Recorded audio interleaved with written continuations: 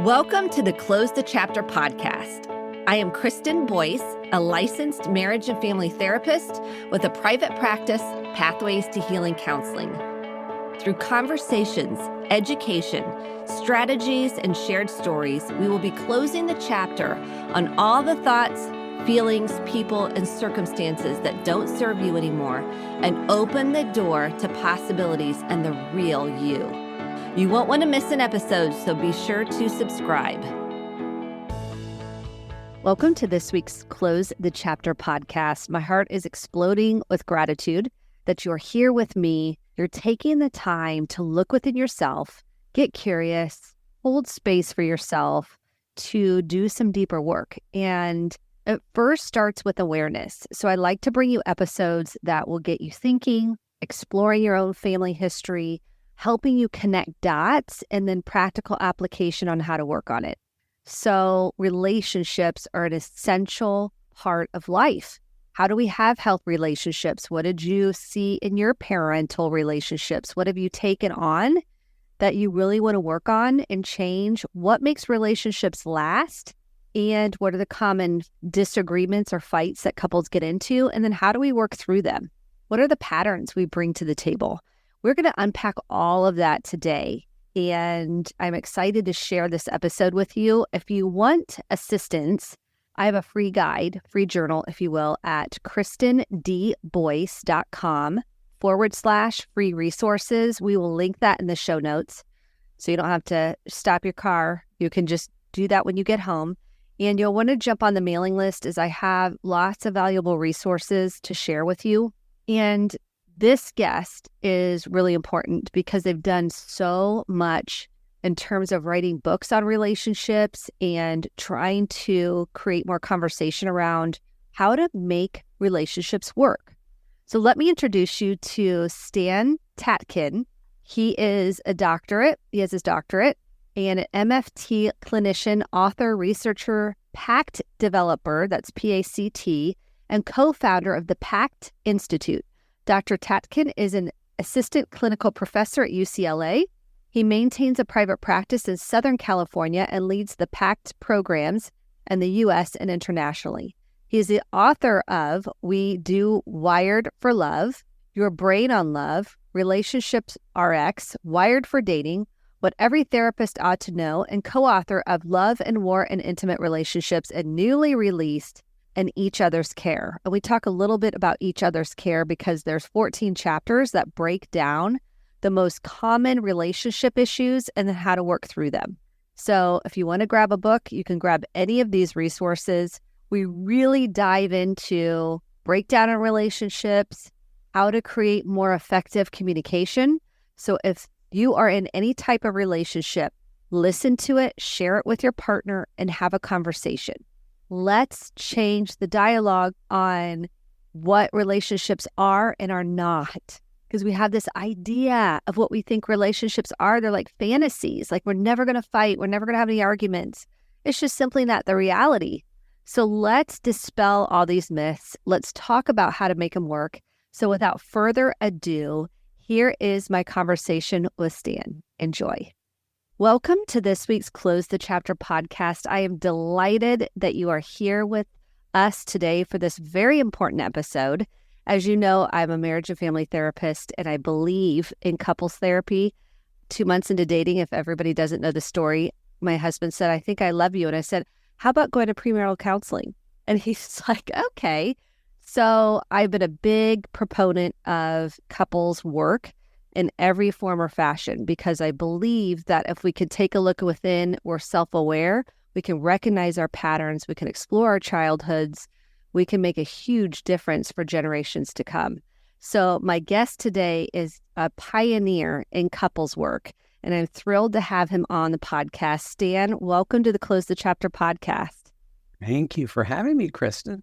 Yes. So I would love for you to tell the listeners a little bit about your journey into this work and writing your books. Oh boy, that's a big story. Well, how far back do you want me to go? Hey, how far back you want to go, I say go for it.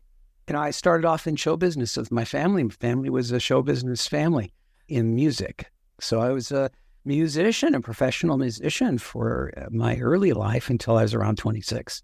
And then I fell into this work and never looked back. I've been doing it ever since, and so happy that I am. So I very much into prevention work. I studied babies for a while and young children, then children and babies, infants, and their caregivers. And so I wanted to do prevention. And so when you said premarital, that is the thing that makes me the happiest, because the only way that I can actually help children, very young children, is to work with the couple system. Since I couldn't get enough infant caregiver pairs to come into my office, this was the next best thing. And so that's how I ended up with couples. Fascinating. I'm fascinated that you are in music. Yes, I got it out of my system very young.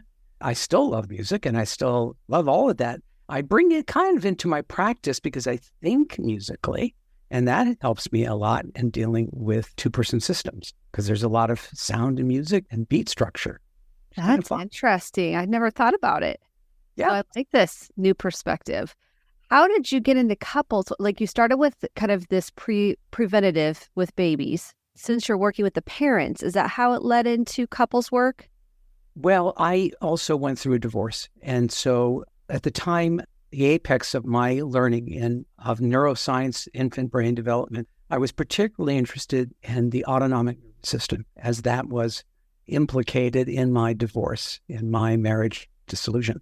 And so I researched and studied these areas. And then when I started working with couples, my research involved using digital video and frame analysis to watch micro expressions, micro movements, basically watching the animals in front of me interact. And we started to find lots of markers that told us about attachment, told us about arousal regulation problems, really helped us understand how partners operate in real time under stress, under pressure, and still work that way. Still video people under pressure to see what leaks out, to see what they can and cannot do in the social emotional realm. And turns out that we're not just looking at pathology, actually not pathology, we're looking at the human condition, finding that what faces couples in terms of problems is the same thing that has faced our species since the beginning of our time on the planet. So it's a people problem. Like to say it's something else, but it isn't. We're lovely animals when we're happy, and we're terrible, horrible when we're not, in very, very particular ways. And that's what the research bears out. It's interesting with the facial expressions because they are so pivotal when we're infants. Our parents' facial expressions with the still baby research, if anybody isn't familiar with that, where Electronics at work. Yes. And it's fascinating if the mother goes flat and the baby's trying to get mother's attention, the distress the infant experiences and imprints in the nervous system. And now we are wired to look at those nuances of an eyebrow lift, of a frown, what did you find with couples as that transcend with facial expressions? I'd be curious. Well, the same thing we find with babies. We're just babies, barely grown up. And so with the still face, what was being studied is when the parent drops any kind of signaling in the face, they remain completely flat, still, the baby will get distressed. Now, this is with a good parent, right? This is with a good parent. With a parent that always stills their face, the baby doesn't react because it's already acclimated to the non-response. But these babies tend to be depressed. So there are certain things we see in infants that are natural and that get either snuffed out, trained out, or things get trained into them depending on the culture they're born into, the family culture, the parenting culture. And a lot of this is nature repeating itself. It's not pathology. It is an adaptation that's learned over generations on whether the relationship is central or the self is central in some way. In insecure systems, the self is more important than the relationship, and that gets communicated out through thousands of interactions, and babies adapt to that. And if it's on the distancing side of the spectrum, these babies become distancing and more avoidant as they grow.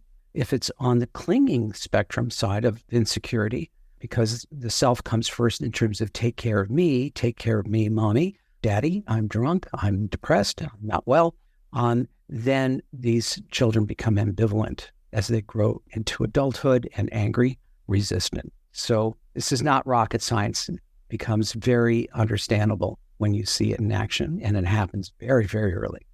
And then how do you see this start playing out pretty quickly with couples that come into your office?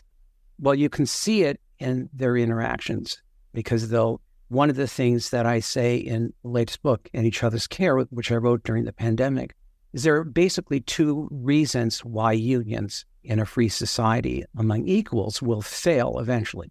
One is that there's no structure, there's no organized culture, and there's no shared purpose or shared vision as to why we should do this thing other than feeling. So that's a big problem, and that has to be solved. The other one is harder, and that is the manner in which you and I will interact when one of us is under stress. That becomes a really big problem for us human primates, because in a dyad, two-person system, the only thing that will work is a team.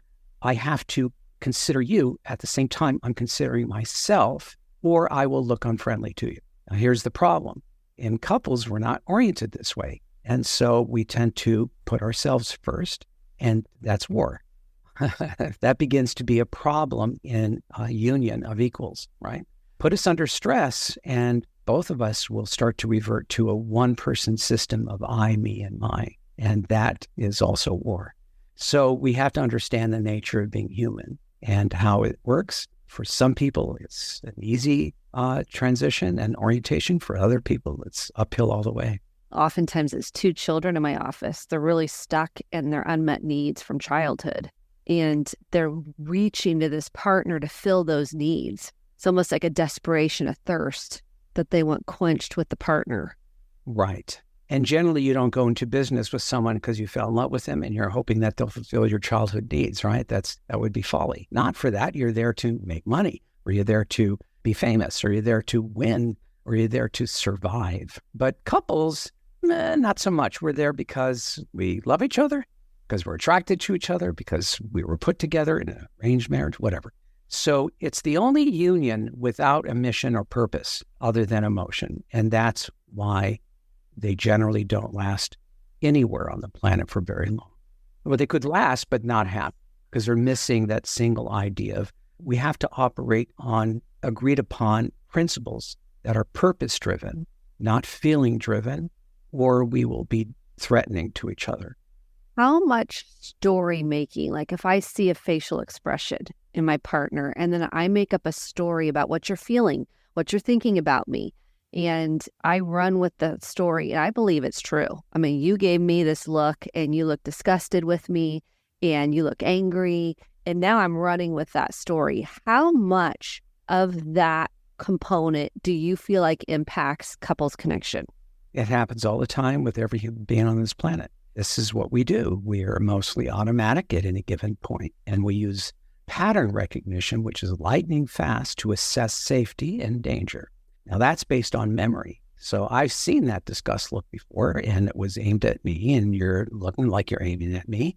But rather than ask you to check the information and data to see if I'm even close to that, I assume I'm in danger, and I shoot first and ask questions later. And that's why we're such difficult animals, because of this. And so the way around that is to check. You look disgusted at me. Now, part of the rules of collaboration, cooperation is that you're not supposed to say, no, I didn't, for two reasons. One is that you can't know what your face did.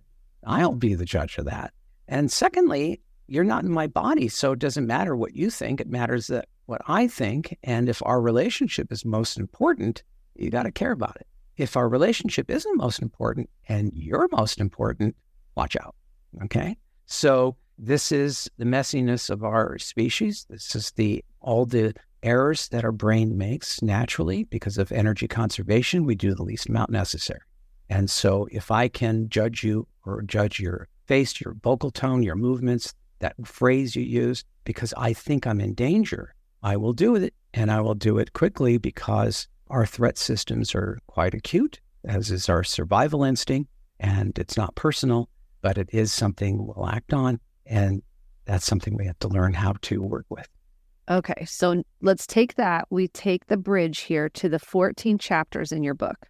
And you're breaking Yes. down like the most common issues that couples have. Like you synthesized, here's the 14 issues.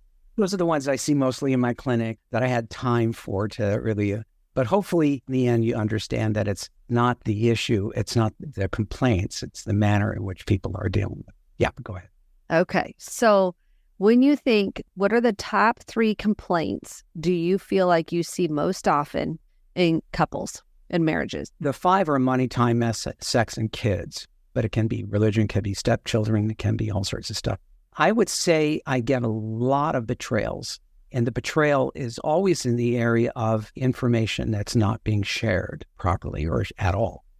So the lack of free flow of shared information, transparency is probably at the top of the list as the most troublesome, and that can happen across any of those complaint areas, right? I'm just not forthright, not telling you the truth. I'm not giving you information that you must have. I'm allowing you to discover it yourself, and that causes a huge trust problem. So that's really big. Sex is very misunderstood and often used as an area that actually involves other broader areas of trust and arousal regulation and attachment and all sorts of other things.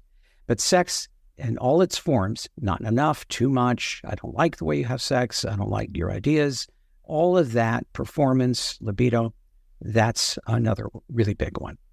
And money, equity, whether we're sharing in the equity of this relationship, whether who has power, who has authority. Those are I think, the real big ones that I see mostly. What about you? I would say for sure the withholding of information and not communicating, or really packaging up what you're saying, not sharing things. I think betrayal and truth telling is a huge, huge issue, because I feel like those are symptoms of the deeper issue. So what are your thoughts on that? Shared information, I believe, is actually the greatest commodity in a couple system or any union where they're leading actions where other people depend on them. So if a couple, in my view, is where I place them, if a couple is the center of the universe around which all other objects orbit, and they are the leaders, the generals, the bosses, the ones who are in charge of everyone and everything, the left and right hand have to know the same thing, or they cannot do business. They cannot raise children. They cannot do anything, because information, shared information, is essential. But also, if you and I are in the foxhole together and we're life partners and we're the time travelers, we're the constants, you and I, babe, all the way, ride or die, why wouldn't I tell you everything? What's the point of my not doing that? You're the only person in the world I'm trusting with my life, hopefully. So a lot of this is an attitudinal issue of orienting towards a two-person psychological system of we and us, which we would get right away if our inner legs were bound by somebody in the middle of the night. We couldn't do anything without moving together. That is what a two-person system is. It's not codependency, it's interdependency. Two autonomous individuals with the same things to gain, same things to lose. That is different than codependency. Only one of us has something more to lose than the other, right? And that's not going to work. So this is the setting that we're trying to orient people if they join the military, or if they were police car partners, or if they were in a dance troupe or an acting troupe. They would learn right away, either get with the program and be a team player, or you're out, because everybody else wants to win. So the therapists have to enforce this culture, because the greater culture doesn't with couples at all. And so there has to be some seriousness. This is a matter of life and death, actually. Partners are actually putting their lives in each other's hands if they think about it right. And that it's really them against the world, as they live in a very dangerous, opportunistic, and non-caring environment, no matter what we think. So they have to hold to their agreements. That's all they've got, or they're no better off together than they would be out in the wild. It's a reality issue. Yes. I'm wondering too, here's a couple of thoughts on it. We grow up, weren't allowed to say what was potentially in a lot of homes, what our truth was. We even placate, or mom answers the phone and says, don't tell him I'm home. Huh? Mom's right there, and you're telling the person mom's not home.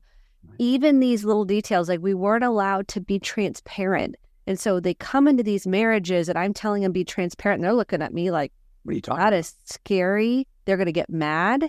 They're going to reject. They're going to get angry at me. They look at me like that is the scariest thing I've asked them to do, to be transparent and tell the other person how they feel. Or you'll ruin my gig. I want to continue to do what I want. And if I can do it under the radar, I will. So yeah, there are all sorts of reasons why we learn not to do this. And that's where secure functioning, which is something I write about, secure functioning is basically growing up. It means that you and I are going to create the culture we want, not the ones we were brought up in by the gods, right? Our parents being the gods, and they're bigger than life. We had no choice in that. So let's build this consciously together to form with what we want today. What do we think is right? What do we think is best? What do we think is good? And let's place the bar as high as we want and do it even if we don't feel like it. That is a secure, functioning, purpose-centered relationship. We decide what's best, even though it will be the hardest thing to do when it comes time to pay up, as opposed to what's the easiest thing, which is what we all do.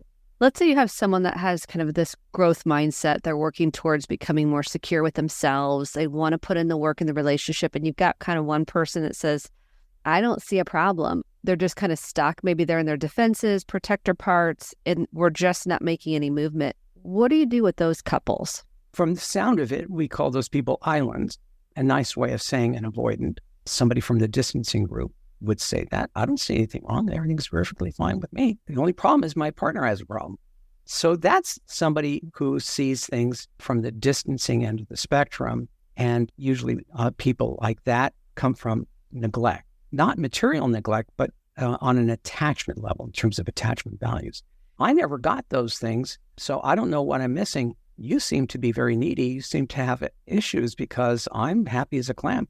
Well, in my world, I never had any of those things you expect. So what's your problem? I'm operating from a place of never having something I can't compare and contrast. So I see the world quite differently and my life and relationship quite differently. So with someone like that, if you want to be secure functioning, that's not going to be the droid you're looking for. You could be with someone who's an island, but is self-aware and understands that being an island is a problem for themselves, not just for a partner.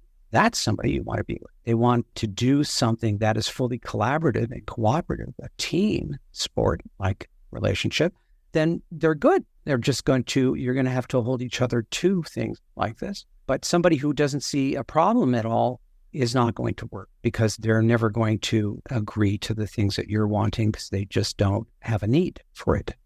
Yes, you have a different way you're seeing the relationship and different wants and needs. Can you tell pretty quickly when you're working with a couple? I know Gottman's like, I can tell within, I can't remember, quick that he can tell that a couple isn't going to make it. Do you have that same sense? Pretty much, because I've been doing this for a long time. But I've been surprised many times. There have been people I thought, oh my God, what did I get myself into here with them? And they've done very well. And other people I thought, oh, you guys are great. You're natty and you're going to do really well. And then I find out, no, they're not going to. The lofty goal, although it's worthwhile of secure functioning, requires the ability to tolerate pain. So that rules a lot of people out. Taking a punch without punching back. Being able to tolerate shame and humility, because that's part of a team, right? It's not a solo sport, it's a team sport. Therefore, I have to understand when I've caused a problem and repair it without qualification. I have to be able to recognize losses and be able to grieve. That rules a lot of people out. And then I have to be able to play well with others. And so we're talking of milestones that have to be taken care of, as well as a desire to do something like this. Not everybody does, and that's fine. That's fine. So we're talking about a very particular way of organizing and unionizing that in our history on the planet, we know will work as long as partners are constantly co-creating the structure that they're making, a relationship that they call a relationship, which is made up in our heads, that they are constantly playing according to what's good for me and good for you. It has to be good for me and good for you, or it will not pass. Every decision you and I make is made together by getting each other on board, or we don't move until we do. No threats, no sticks, whips, all carrots, all, bargaining and negotiating as equal partners would. It's a career, which I think pays out in ways that people only doing it will realize. It's just hard to do. But then I think anything worthwhile is hard. Yes, it's hard for people to break patterns. I mean, we all are creatures of habit. We have patterns that are pretty ingrained. How do you work with couples to begin to recognize their own patterns, become more self-aware so they can move towards feeling more secure within themselves? Well, the beauty of that is that it's not up to me. This is the couple. This is their gig, right? They design it. They decide what's right, what's good, what's best. I'm there to make sure they do it correctly and that they're telling the truth. They're not just doing this because they're afraid of loss, right? They're doing this because they're both in charge of this thing. So you may not like something I do, a pattern I do. Somebody else wouldn't be bothered, but you are bothered by it. That's all that matters. So I have an idiosyncrasy that you find to be particularly off-putting or offensive. I should care about that as I going to want you to care about what you do, because all people are basically irritating, annoying, pain in the ass, a burden, and ultimately disappointing. All people, including me. That's normal. So how are we going to deal with that? Okay, what I do is causing a problem. I don't want it repeating because that will end up being threatening to you and I'll have a bigger problem. So I give you permission every time I do this thing, which I'm obviously doing without thinking. It's a habit or it's automatic. I give you permission to cue me, prompt me, remind me, and I pledge right now I will yield, cooperate without pushback, rolling my eyes, or doing anything obnoxious. That's called a guardrail. And that's how we keep the peace. That's all I need, because I'm going to want you to do the same, because we're committed to making this relationship work. And we're taking off the table anything that interrupts our discourse or ability to make things, create things, solve problems, and handle all the things that need handling around us. So that's the spirit of what we're doing. But somebody else might not find this annoying. They'll find something else, but it's not a problem, because I want this relationship to be as easy as it can be. So I'm willing to do my part. If it bothers you, done. Radical ownership of it. Absolutely. The defensiveness and the justification for why you do it. That holds everything up, and that's a tar pit that people get into. That's a waste of our time. You and I are dedicated to work on problems. We don't work on each other, because that's war. That's a hard thing to do. Or not to do. We tend to want to work on each other. We tend to build narratives that are in our interests only. And so if you rile me up, you're the enemy, and I'm going to do whatever I can to take care of my interests only. And you will do the same. So we have to watch out for that, because that will muck up the works. Yeah. So if you say, okay, cue me if I start doing that again, and the partner goes, ooh, I don't want to cue you because you're going to get mad at me. You're going to get upset with me. I don't want to be your parent. I've heard many. No, you're not a parent. You're my boss because I say so. I'm your boss because you say so. We're two generals. We have to do this. Otherwise, we can't run anything. We can't run anything. This is not personal. This is about discourse. This is about taking things off the table that ruin discourse or harmony or ability to be allies. The war cannot be in our own foxhole. No, I'm not a war person. I'm not even a military person. I don't know where I come up with this. There are so many metaphors that have to do with this. I try to come up with other ones that are not so violent and warlike, but it does its trick. This is a potato sack race. We want to win. We can't argue. We have to move together collaboratively and cooperatively because we both want to win. Therefore, we have to work together or we don't get there, period. That's it. That's the reality. Because you'll just keep doing the same thing without any change. That's what I try to tell. If we keep doing the same thing and we're not doing anything different outside of the therapeutic session, you're going to get the same results. Yeah, we're just not going to work together. And what's the point of that? That's why I say it's a team sport, not a solo sport. So people have to actually learn. It's a higher level, actually, of personal moral reasoning. I have to keep your interests in mind at the same time I'm pushing for my interests, or I get nothing. Just think about that. That is true. Every negotiator. If I don't take care of your interests, fears, concerns about me, at the same time I'm trying to sell you on something I want, I'll get nothing. That's just the truth, because I'm only thinking of myself. That's not how this works. And so it really ups the level of play here that I can't afford to just think of myself, that will come back at me because no bad deed goes unrepaid. So everything I do to you affects you. It's my responsibility to make sure that you're okay at all times, or I will pay for it. So what do you do with defensiveness? Like someone that's super defensive and any feedback, any kind of pointing out, they get bristly. I mean, their inner child's like, and wants to switch blame the other person. What do you do with the defensiveness? So what a couple can do is what most people don't do but should do. Instead of looking where we disagree and where we are different, that's a built-in feature to our species, xenophobia, otherism. I don't like you because you disagree, you're different than me, right? Well, we can always find that. The trick is, where are we the same and where do we agree? So I might say to you, do we want our relationship to be one where we can give each other feedback, or should we keep that feedback to ourselves and never say anything? Therefore, neither of us ever improves. Or what should we have? What would be the best thing for us? Do we give each other feedback or no feedback? Well, okay, we'll both agree we give each other feedback without getting to the problem of manner yet. So we both want feedback. Now, how do you want your feedback? And here's how I want mine. That can be arranged. So now we legislate how we're going to do things. And this is being formed as we go, so that we do it in a way that is the easiest and most efficient, but also sensitive to each other. But it must be done. Do we give feedback even if we're afraid that the other person won't like it? Since this is a purpose-centered principle, the answer has to be yes. Otherwise, we're back to zero again. We're back to where we were. So purpose-centered principles are based on what we both decide is the best or right or good thing to do, even though it could be the hardest. But we both agree it has to be done. That's how I want people to think.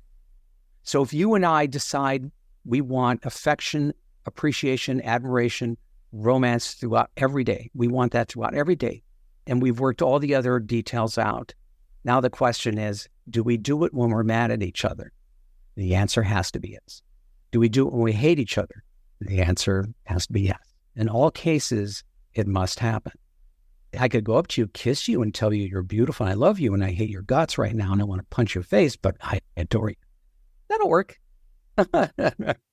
It's so counterintuitive. People will be like, I don't want to get near them when they're acting like a child. Or it doesn't matter, because imagine we decide we're going to have family dinner, and we're going to, this is a must because we want to ritualize it. Otherwise, it won't get done.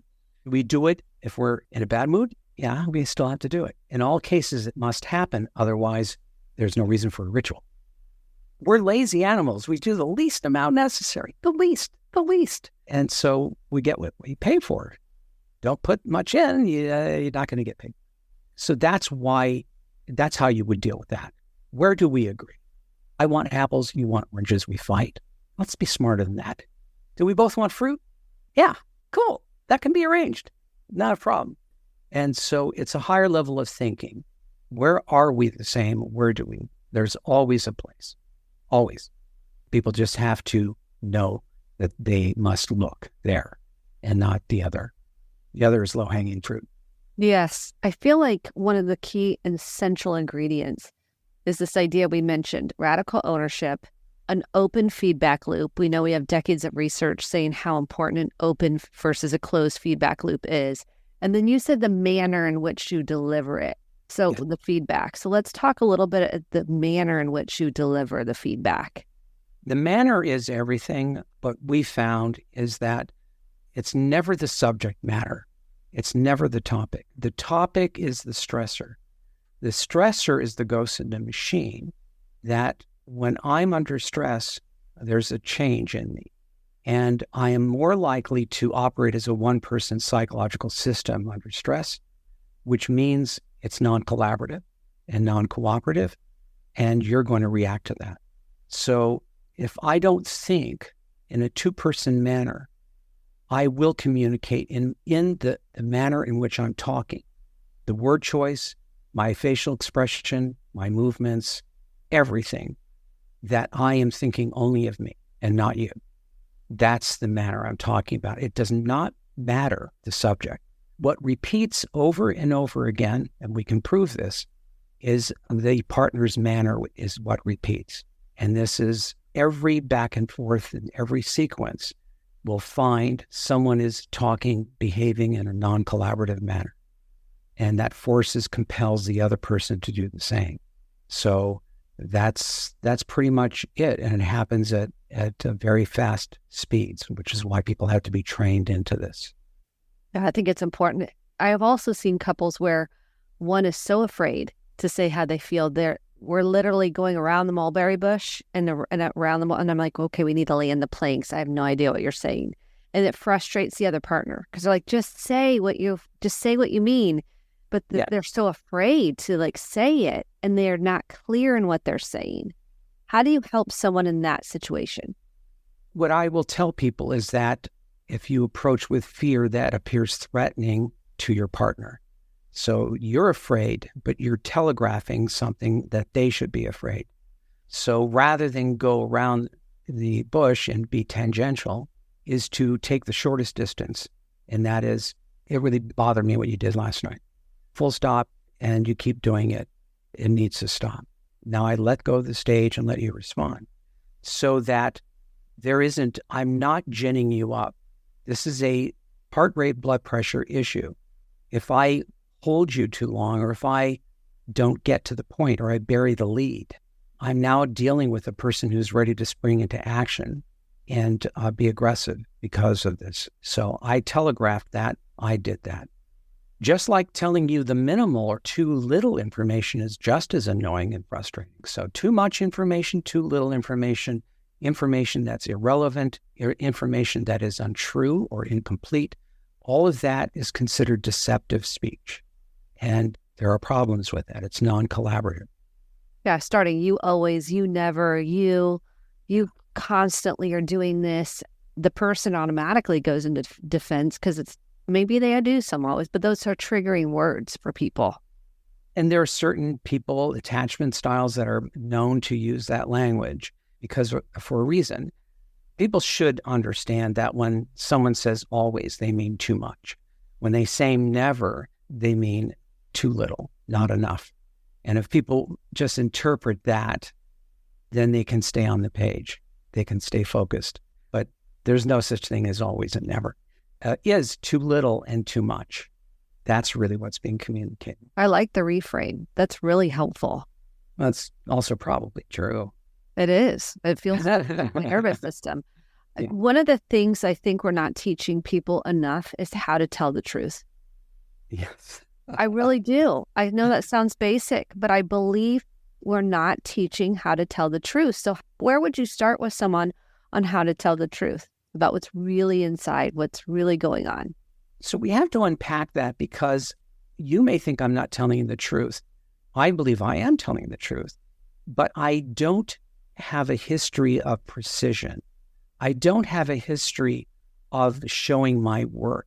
I give you the end result of the math, but I don't show you how I got to there. And that is the problem. I don't even know how I got there. So we have to really understand what is actually happening. It takes a lot of investigation to find out because truth is murky and we're looking for the best version of the truth. So all sorts of things get in the way. My fear of loss, my changing the narrative in my head to suit my interests only, my cherry picking what I remember. There are all sorts of things that happen. Not all of it is lying. Lying is really deception is really an intentional attempt to mislead or omit vital information.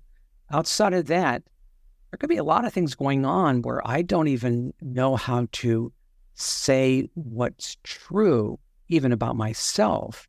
And so a lot of this also is developmental, and some of it may even have to do with capacity.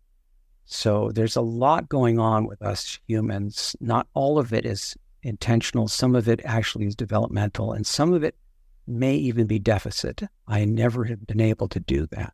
I don't even know what you're talking about. Yes. That's one of the things we discovered very early on in looking at what people can and cannot do. Not all of us are able to do a lot of the heavy lifting socially, emotionally in relationship. Some of the hardware doesn't work. Some of the software doesn't work properly, and it's not integrated as well as another person. And so we can really make assumptions based on what it feels like and be wrong from a science point of view. Most people aren't evil. There are some. Most people aren't bad faith actors. Most people are, like me, just idiots who are making stupid mistakes or can't do something. And I don't even know I can't do it. Never could. So we're in an area here of development that no layperson is going to understand, because if I can't read your face properly, if I can't respond compassionately and empathically because I don't understand how to do that exactly, I'm going to affect the safety and security of our relationship. You're going to feel threatened. You don't care why. Well, you're going to think I'm doing it purposely, but sometimes I'm not. So we're in a very interesting area here where brilliant animals that also make things up and also, like I said, use pattern recognition as a way of determining whether we're safe or not safe, but we don't think very hard about it. We don't use critical thinking during those times. And that's what leads to lawsuits and divorce and wars and a lot of things. There's so many pieces to this, and I could keep going on and on. I have one last question. The human mind is fascinating. It's just... I love it. Yeah. I have a keen curiosity about it that keeps me just feeling alive. So I love this conversation. The last question I have, do you feel like affairs are attachment issues? They are. Attachment issues. I want to be careful because it's not the only thing, but there are reasons why islands have affairs and they're more predicted. We can predict certain things in the affair, in the murder area, in the suicide area. We can predict things in the libido area based on attachment, what's going to happen. So a lot of that is really kind of cool. Anybody can have an affair. Usually it is systemic. There's something in the relationship, the structure that they co-created that allows for something to happen like that. That isn't to blame anybody, but it's to blame both of them for creating a structure where opportunism can flourish, because we are basically opportunistic animals. If I can get away with it, I will. So that has to be planned for. Folks, always plan for your devils. Don't plan for your angels. If you don't think you're capable of being a devil, you're not safe. Because you are. And so that's what you have to do.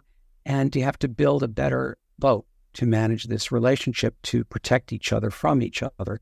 But affairs can get into a lot of stuff going all the way back to early childhood and parents and so on. Much of the time, again, it has to do with secrecy, and flying under the radar is the main culprit. Yes. If people want to know more about islands, they want to know more about these dynamics and how to build more connection, more collaboration, what are the best resources you have for them? Well, if people want to read the latest book, which I think is cool, it was written during the pandemic when I was really full up on people's complaints. Read In Each Other's Care. It's a really good book that will give you an idea how to work together.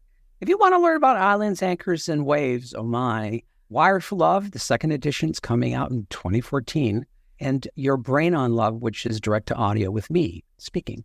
Those two really focus on attachment predominantly. We do a little bit, does it, and we do.